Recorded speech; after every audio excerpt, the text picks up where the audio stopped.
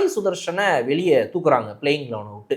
சாய் சுதர்ஷன் நல்லா விளாடலையா, ஏன் அவரை தூக்கிட்டாங்க, அவர் நல்லா விளாடுறவர் தானே, இந்த 2 இன்னிங்ஸ் வச்சு எப்படி முடிவு பண்ணலாம் அப்படின்னு கேட்டால், ஆக்சுவலாக இவங்க பண்ண முடிவு ஒரு விதத்தில் சரி. என்ன அப்படின்னா, கருண் நாயர் அப்படின்ற ஒரு பேட்டர் வந்து ஒரு நம்பர் 3க்கு சரியான ஒரு பேட்ஸ்மேன்.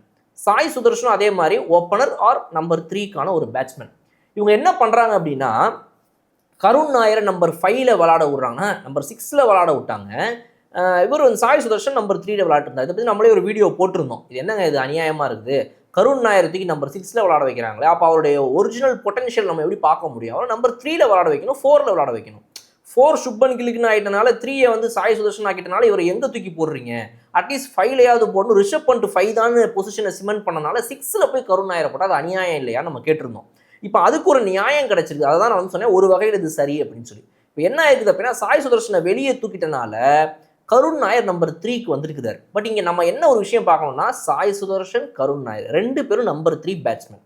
எப்படி வந்து ஒரு ஓப்பனர் ஸ்லாட்டுக்கு யசஸ்வி ஜெய்ஸ்வால் அண்ட் கேஎல் ராகுல் இருக்கும்போது ஒரு அபிமன்யு ஈஸ்வரனை விளாட முடியாதோ, அதே மாதிரி நம்பர் 3 ஸ்லாட்டுக்கு நான் சாய் சுதர்ஷன் ஆர் கருண் நாயர் 2 பேரில் யாராவது ஒருத்தங்களை விளையாடி ஆகணும். அப்போ இவங்க என்ன பண்ணுறாங்கன்னா, 2 பேரையும் விளையாடி ஆகணும்னு சொல்லி ஒருத்தரை 3லையும் ஒருத்தரை 6லையும் தூக்கி போட்டாங்க. அதுக்கு பதிலாக என்ன பொறுத்த வரைக்கும் இந்த முடிவு பெட்டர்.